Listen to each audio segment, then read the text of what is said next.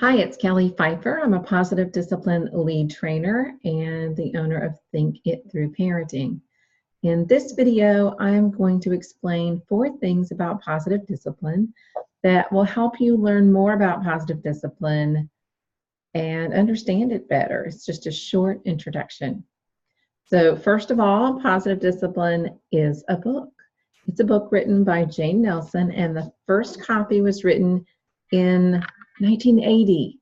So this positive discipline is not new. It's been around since 1980. This is the 3rd revision that was printed in 2006. So positive discipline is a book that you can read to learn more. Next, positive discipline is full of many tools.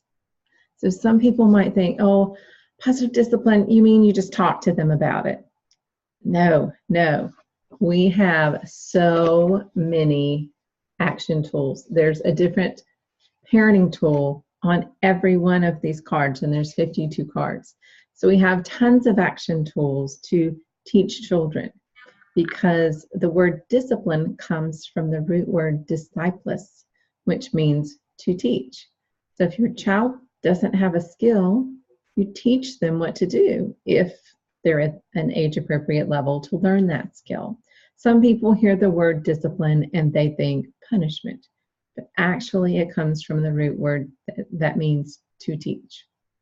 We have all these tools because there's not just one tool or 2 tools that are going to solve all of the issues or all of the teaching opportunities that will come up when you're parenting. So we have lots of choices, and parents are different. So some parents may prefer one tool over another. We have lots of choices, many tools.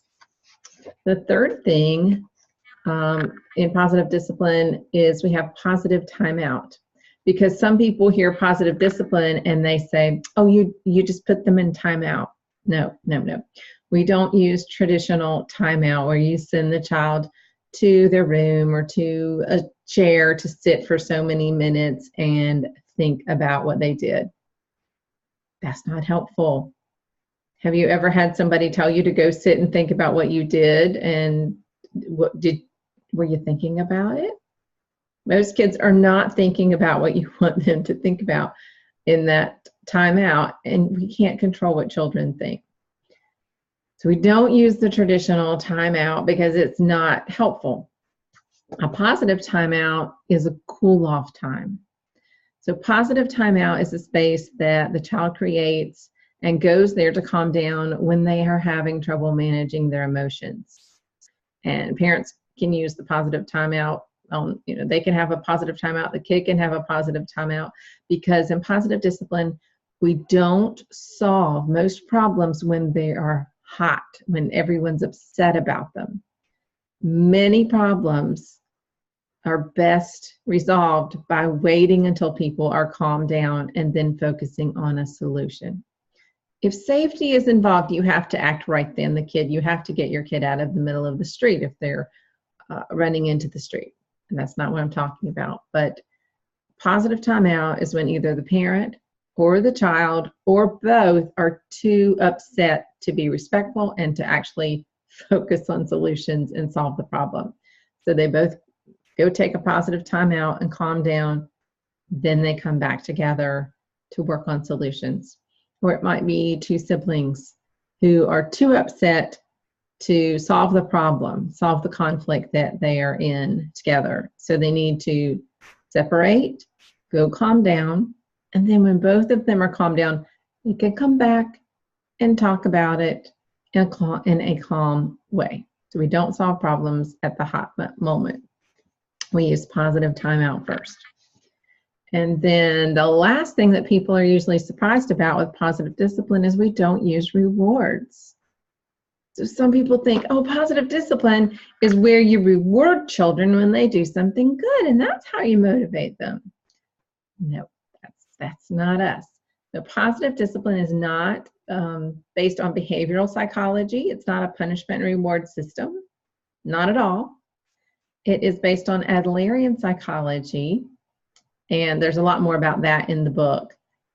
And we don't want children to learn that, you know, they share with their friend because they get a toy later,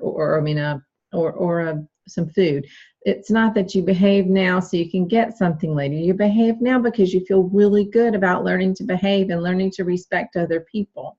Positive discipline focuses on building an internal moral compass. I feel good about doing the right thing. I feel good about being nice to my friend. That's the reward. It's internal. So rewards just teach children that it's all about me. It's all about what I can get out of this. That doesn't teach empathy. That doesn't teach respect for others. So positive discipline does not use rewards to motivate behavior. We look at children as positive beings who they're doing the best they can. They can't manage their emotions sometimes like we can't, so they make plenty of mistakes. But we believe they want to do the right thing, and we help them learn how to do that. Again, we have tons and tons and tons of tools in order to do this teaching, in order to solve the conflict once we or the child or everyone has gone to a positive timeout and calmed down and then come back together. And we have lots of ways to help children focus on solutions and solve problems without offering any rewards to do so. So that is my introduction to positive discipline, to let you know more about it, and you can decide if it's a good fit for you. If you'd like to learn more, you can subscribe to my YouTube channel here. Or you can also subscribe to my newsletter. I send out a parenting tool or concept each week. You can read over it and see if you want to try it, if it's a good fit for you. I do focus on a lot of these tools in these tool cards. Another way for you to learn more about positive discipline is to see if your library has this book, or to go to positivediscipline.com and get your own copy. And also at positivediscipline.com, you can get these tool cards as a printed set. They will be mailed to you, or you can go to your app store on your phone and look for Positive Discipline tool cards, and you can download them to your phone. It's a one-time purchase. I think it's $3.99, and that it's a one-time. You'll get all these tools on your phone, so you can learn more that way too.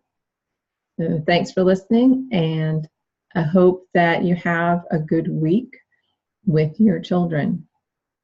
Every week is a new challenge for you, I know, but I hope this one's a good one with lots of good moments also. Bye.